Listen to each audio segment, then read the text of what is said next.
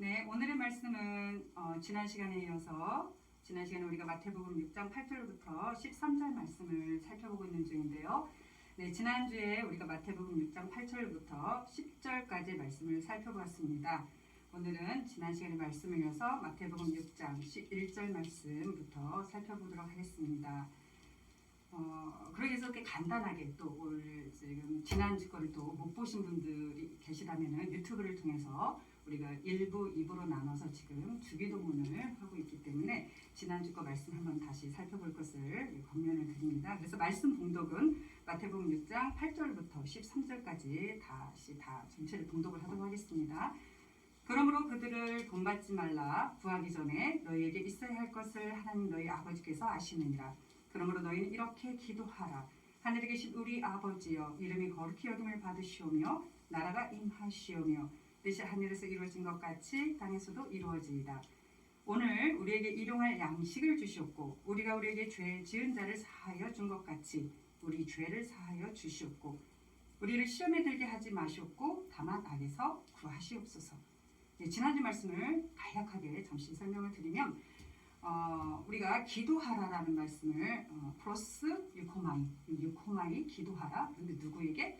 어떤 신적인 대상에게 기도를 한다. 그래서 지난주 말씀에 보면 첫 번째 우리가 기도를 들어가기 전에 일단은 기도의 대상을 선택을 해야 된다. 그래서 그 대상은 이 땅에 있는 신이 아니라 바로 하늘에 계신 그 하나님의 신을 우리가 선택을 하게 되죠.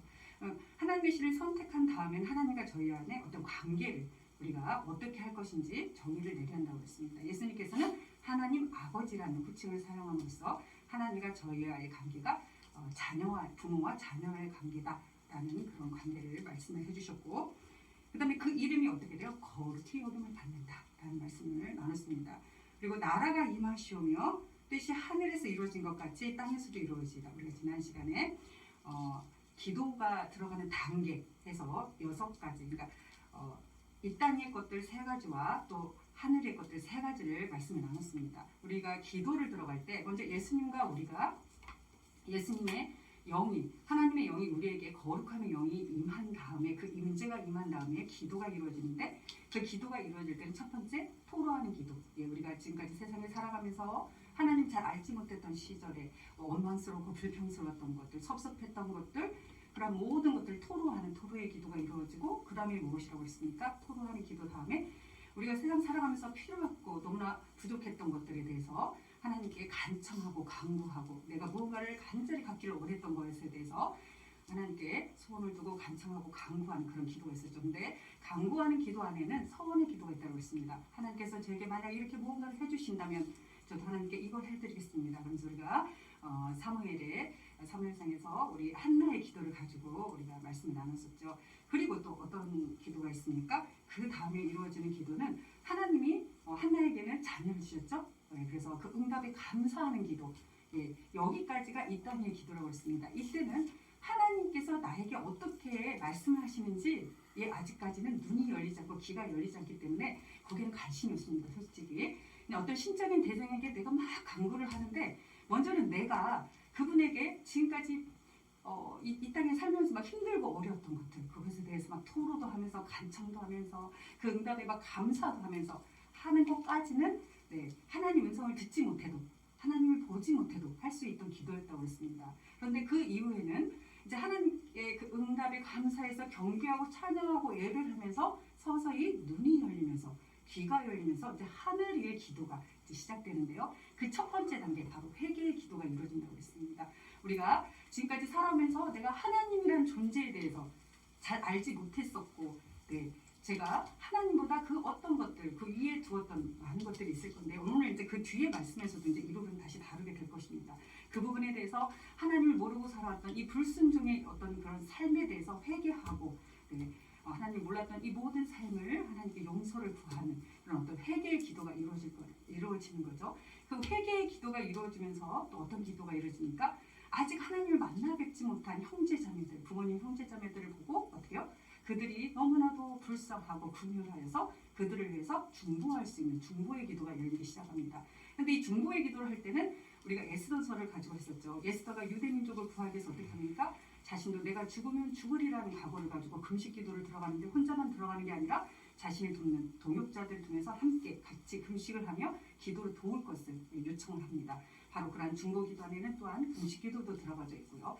그리고 나서 이제 드디어 본격적으로 이제 하나님의 뜻을 묻는 바로 그러한 기도가 이루어지기 시작하죠. 그래서 마태복음 6장 10절에서 보면 뜻이 하늘에서 이루어진 것 같이 이 땅에서 이루어진다. 그래서 그 뜻, 누구의 뜻? 근데 여기서 뜻이 우리가 전에도 말씀드렸지만 뭐 개역개정이나 뭐 영어 버전 이런 거에서는 그냥 뜻 이렇게만 나와 있습니다. 근데 이제 헬라어 원어를 살펴보면 바로 정확하게 하나님의 뜻이라는 용어를 정확하게 사용하고 있습니다. 그래서 그 부분을 여러분들이 좀 더 집중해서 봐주시길 권면을 드렸고요. 이제 오늘 이어서 바로 11절부터 살펴볼 건데요. 예수님께서는 또 이러한 기도를 우리에게 하라고 하십니다. 오늘 우리에게 일용할 양식을 주시옵고. 근데 이제 양식이라고 하면은 양식을 우리 또 헬라 원어에서 안 찾아볼 수가 없잖아요. 이건 이제 번역본이니까 번역에서는 양식이라는 번역을 했지만 헬라 원어를 찾아보면은 아르토스라는 단어가 나옵니다. 아르토스는요, 다시 말하면 떡을 말하고 있습니다. 떡. 근데 이 떡이란 말을 모든 복음서들은 그 복음서들을 쓸 때 그 시대의 어떤 상황 정황이 있습니다.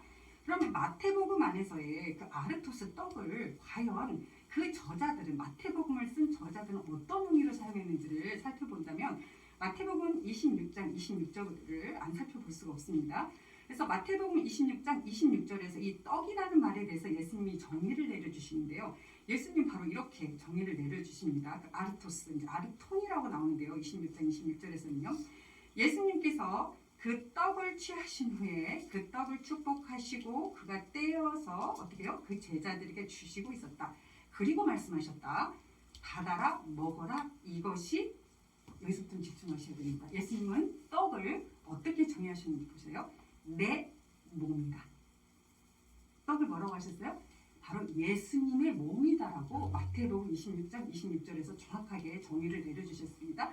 그래서 예수님께서는 마태복음 6장 11절에서 뭐라고 하시냐면은 오늘 우리에게 일용할 양식을 주신다. 그런데 그 일용할이라는 뜻이 또 번역본에서는 일용할, 우리 헬라어에서는 그 의미가 무엇인지 궁금하지 않을 수가 없잖아요. 그래서 또 찾아봤습니다. 바로 에피우스라는 그런 용어인데요. 이 용어는 어떤 말이냐면 생존을 위해 필요한, 오늘 필요한. 그러니까 오늘 내가 생존하기 위해서 바로 필요한 거죠. 그게 바로 뭐예요? 오늘 내가 살아가기 위해서, 오늘 하루를 살아가기 위해서 필요한 바로 그러한 양식. 근데 아까 양식을 뭐라고 했습니까? 떡을, 아스토스를 예수님께서는 바로 내 몸이다라고 했습니다. 예수님께서는 우리가 살아갈 때 우리에게 필요한 것이 무엇인지 이미 알고 계셨습니다. 그리고 우리가 하나님께 구해야 할 것을 이미 알고 계셨습니다. 우리가 구해야 할 것이 바로 무엇이었습니까? 바로 떡, 몸이신 예수님을 구하라는 것이었습니다. 그래서 오늘의 첫 번째는 바로 마태복음 6장 11절 말씀에서 예수님이 제자들에게 알려주셨던 그 첫 번째 기도는 바로 무엇이었냐면은 떡이신 그리스도를 취할 것. 떡이신 그리스도와의 연합을 말씀을 하신 것입니다. 너무나도 중요한 부분이죠. 그래서 떡이신 그리스도를 취하고 그 그리스도의 연합을 한 이후에 마태복음 6장 12절에서는 이렇게 또 기도를 하러 가십니다. 우리가 우리에게 죄 지은 자를 사하여 준 것 같이 우리 죄를 사하여 주시옵고.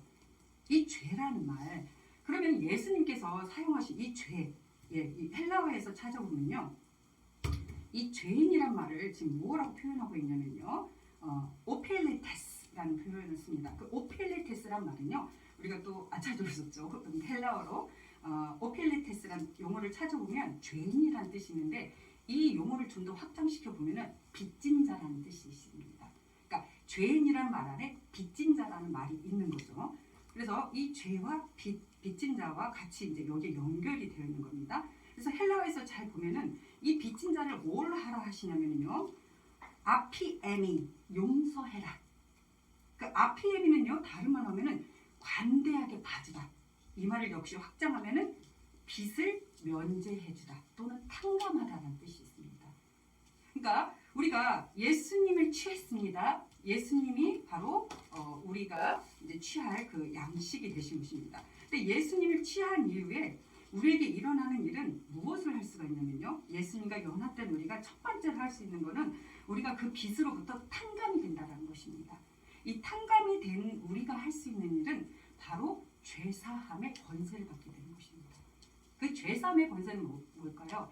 예, 먼저 우리에게 또 죄를 지은 자, 또 우리에게 빚진 자가 있죠. 그러한 자들을 먼저 어떻게 해요?